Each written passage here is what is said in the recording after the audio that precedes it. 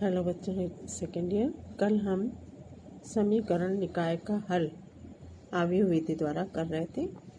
उसके कुछ क्वेश्चन किए थे, कुछ अलग तरह के क्वेश्चन एक्सरसाइज में है और एग्जाम्पल्स में भी दिए गए हैं। इसमें एग्जाम्पल 33 आपकी एनसीईआरटी की किताब में दिया गया है। इसमें दिया है ये दो आव्यूह हैं, 1 - 1 2, 0 2 - 3, 3 - 2 4 और -2 0 1, 9 2 - 3, 6 1 -2। दोनों 3x3 क्रम के आव्यूह आपको दिखाई दे रहे हैं।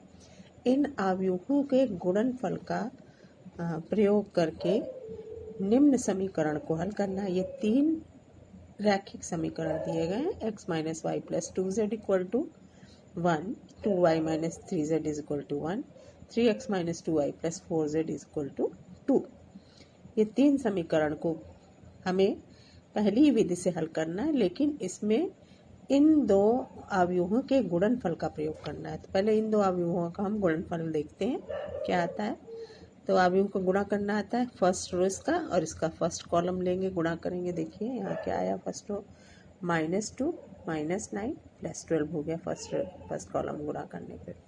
फिर फर्स्ट रो और सेकंड कॉलम का गुणा किया हमने, ये आ गया, ये अवयव 0 - 2 + 2। फिर फर्स्ट रो थर्ड कॉलम गुणा किया, तो ये अवयव इससे बनता जा रहा। गुणा करना आपको आता ही है, देखिए प्रैक्टिस बहुत हो चुकी है पीछे। तो ये अवयव जो बन रहा है वो है 1 0 0 0 1 0 0 0 1, यानी इन दोनों अवयवों का गुणनफल एक इकाई अवयव आ रहा है। और हम ये जानते हैं कि दो अवयवों का गुणनफल इकाई आने का मतलब है कि एक दूसरे का क्या है, व्युत्क्रम है। अगर ये a है तो ये a इनवर्स है, ये a है तो ये a इनवर्स है, दोनों एक दूसरे के व्युत्क्रम अवयव हैं। अब हम समीकरण निकाय देखें तो समीकरण निकाय में हम एक अवयव बनाते हैं a इनके गुणांकों से। वो अवयव जो बन रहा है वो हम 1 - 1 2, 0 2 - 3, 3 - 2 4। वो वही अवयव है जो ये दो अवयव जिनका गुणनफल इकाई आया है, उनमें से ये पहला अवयव है। यानी ये जो अवयव होगा a इनवर्स की तरह उसको हम इस्तेमाल कर सकते हैं। तो अब हमें a इनवर्स निकालने की ज़रूरत नहीं पड़ेगी, a ये हो गया। और जो समीकरण x = a इनवर्स b रखते हैं उसमें हम x की जगह xyz रखेंगे और a इनवर्स की जगह सीधे वो, हमें एडजॉइंट a और अपॉन डिटर्मिनेंट a करने की ज़रूरत नहीं है, सीधे इसको a इनवर्स की जगह रखेंगे और b अवयव जो है वो यहाँ से आपको मिल जाएगा 1 1 2। तो a इनवर्स में हम b का सीधे गुणा कर दें तो गुणा करने पे अवयव हमारे आते हैं 0 5 3। देख लीजिए, ये इसको इससे गुणा किया हमने तो -2 0 2 आया, यानी ये 0 हो गया। फिर 9 + 2 - 6, यानी ये 5 हो गया। फिर 6 + 1 -4, यानी ये 3 आया। तो xyz का मान हमारा सीधे सीधे आ गया, xyz = 0 5 3, यानी x = 0, y = 5, z = 3। इसका मान हमें बिना a इनवर्स निकाले आ गया, क्योंकि अवयवों के गुणनफल से आइडेंटिटी मिली, इसलिए एक अवयव दूसरे का व्युत्क्रम है, तो व्युत्क्रम अवयव हमें वहीं से मालूम हो गया। अच्छा, एक इसके आगे एक एक्सरसाइज आपकी बची हुई है मिसलेनियस, उसमें 2-3 क्वेश्चन अलग टाइप के थे, वो हम बता दे रहे हैं। 2 क्वेश्चन बताते हैं। इसमें a ≠ 0 दिया है, तो एक डिटर्मिनेंट का मान हमें ज्ञात, मान 0 के बराबर हो तो हमें इसको हल करना है, x का मान निकालना है। पहली रो x + a x और x है, दूसरी रो x + a x है, x + a। तो इस तरह का डिटर्मिनेंट्स आप काफ़ी लगा चुके हैं। इसमें x की जगह a b c दिया हो तो तीनों रो को अगर जोड़ दें या कॉलम को जोड़ दें तो क्या आता है, सब अवयव समान आ जाते हैं। 3x + a 3x + a 3x + a, ये पहली रो के अवयव हो गए। यदि हम r1 को रिप्लेस कर दें r1 + r2 + r3 से, दूसरी और तीसरी रो वही रहेगी। तो चूंकि अवयव ये समान है इसलिए 3x + a कॉमन हो करके पहली रो अब हमारी बन गई 1 1 1 की। अब हम देखते हैं अब करना क्या है। फर्स्ट किसी एक रो के दो अवयव को शून्य बना दें। तो हम देखते हैं यहाँ पे अगर x से गुणा करके इसमें से घटा दें तो दो जगह ये 1 1 1 है और यहाँ दो जगह x है, तो पहली रो में x से गुणा करके और दूसरी रो को उसमें से घटा दें, या दूसरी में से पहली को घटा दे, तो हमने क्या किया, R1 को रिप्लेस किया है R2 माइनस एक्स R1 से, तो ये x माइनस एक्स हो गया, ये x प्लस ए माइनस एक्स हो गया, और ये x माइनस एक्स हो गया। तो अवयव हमारे हो गए 0, a और x, और इसी के अनुगत फर्स्ट रो के अनुगत ही इसका प्रसार कर दें। 3x प्लस ए ये पहले से बाहर है, अब 0 इंटू ये माइनस ए गुणे इसका जो उपसारणिक है उसका मान, उपसारणिक का मान हो गया दूसरे की उपसारणिक, ये x इंटू एक्स और प्लस ए माइनस एक्स स्क्वायर, तो केवल ए एक्स बचा, यानी a 3x plus A x. तो एक मान x का हो जाए इक्वल टू, यहाँ 0 दिया है दाहिनी तरफ, तो x इज इक्वल टू 0 हो जाएगा, या पूरा bracket 3x plus a is equal to 0। तो x को दो मान निकल आए, माइनस ए बाई 3 और 0। तो x के इस तरह से इस डिटर्मिनेंट के द्वारा डिटर्मिनेंट से हमने x का मान निकाल लिया। एक और समीकरण निकाय है जिसमें x की जगह 1/x है, y की जगह 1/y है, z की जगह 1/z है। x y z में समीकरण इस तरह से दिया गया है, 3 है, 2/x plus 3/y plus 10/z is equal to 4, 4/x minus 6/y plus 5/z is equal to 1, 6/x plus 9/y minus 20/z equal to 2। ये 3 समीकरण हैं, इनको हल करके x y z का मान निकालना है।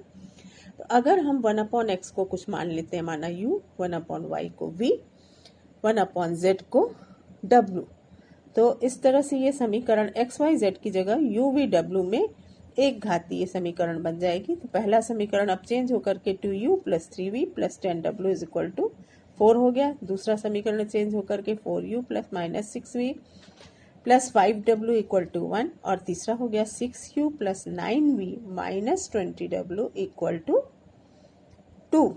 तो ये 3 समीकरण बने। इसमें से उसी तरह से जैसे हम पहले करते आए हैं एक्स वाई जेड के लिए, वैसे यू वी डब्ल्यू के लिए करेंगे। तो एक अवयव बन गया ए जो यू वी डब्ल्यू के गुणांकों का है, तो 2, 3, 10, 4, माइनस 6, 5 और 6, 9, माइनस 20, ये 3 क्रॉस 3 क्रम का एक अवयव बन गया। अब दूसरा अवयव हम बनाएंगे बी। बी किससे बनेगा? ये 4, 1, 2 से, और एक अवयव यू वी डब्ल्यू से बनेगा। तो अब हमें ए इनवर्स निकालने के लिए ये सहखंड निकालने होंगे जिससे हम एडजॉइंट ए निकाल सके। तो A11 हमने निकाला, ये 140, इसको पूरा सॉल्व करेंगे A11 निकालने के लिए। ये देखो दिखाई दे रहा है, माइनस 6 इंटू 20 120 हो गया, 9 इंटू 5 माइनस 45, 120 में से 45 घट गया तो ये 75 बचा। A12 निकालने के लिए first row first second column हमने छोड़ दिया, तो 4 इंटू माइनस 20, 6 इंटू 30, तो माइनस 80 माइनस 30 माइनस 110। चूंकि ये A12 है, ये विषम संख्या होगी, जोड़ने पे 1 + 2, तो यहाँ पे आगे माइनस साइन हो जाएगा, ये प्लस 110 हो गया। इसी तरह से A13 निकाला, A13 दिखाई दे रहा है, फर्स्ट रो थर्ड कॉलम हमने छोड़ दिया, तो 9 × 36, 6 × 36, 36 + 36 72 हो गया। क्योंकि 1 3 है इसलिए ये पॉजिटिव ही बना रहेगा। A21 निकाला, A21 में देखो सेकेंड रो फर्स्ट कॉलम हमने छोड़ दिया, तो माइनस 20 इंटू 3 माइनस 60 और 9 into 10 minus 90, minus 60 into minus 90 minus 150 होगा। चूंकि ये 2 1 है इसलिए आगे भी माइनस लग जाएगा, इसलिए माइनस माइनस ये प्लस 150 हो गया। फिर A22 पे आइए, सेकेंड रो सेकेंड कॉलम छोड़ दिया, तो 2 20 दूना 40 माइनस 40 माइनस 60 कितना हो गया? माइनस 100।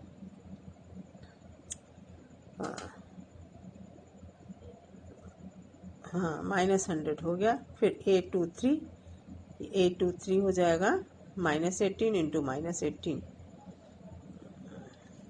और A31 A32 A33 इसी तरह से हमने निकाल लिया। यहाँ माइनस 100 होगा, वो हम गलत लिख गए, ये माइनस 100 है, माइनस 100।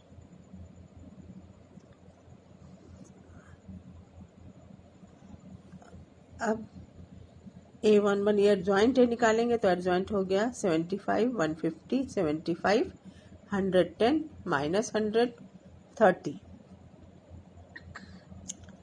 और तीसरी रो हो गई 72 0 माइनस 24 की।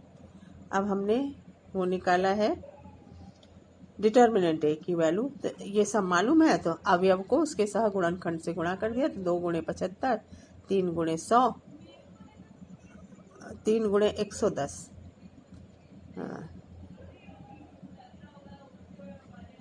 10 गुणे 72, तो कुल मिलाकर के 1200 डिटर्मिनेंट ए की वैल्यू आई।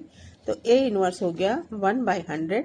एडजॉइंट ए की जो वैल्यू है 75, 150 75, 110 माइनस 100 प्लस 30 72 0 और 24।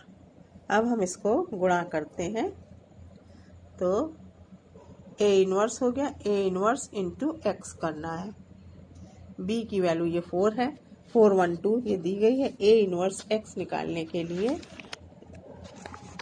ए इनवर्स की वैल्यू हो गई यहाँ पे, जो वैल्यू पीछे से हम ले आए 75, 150 75, 110 माइनस 100 30 75 0 माइनस 24, इसमें 412 से गुणा होगा, तो ये 300 प्लस 150 प्लस 150, ये 440 माइनस 100 प्लस 60,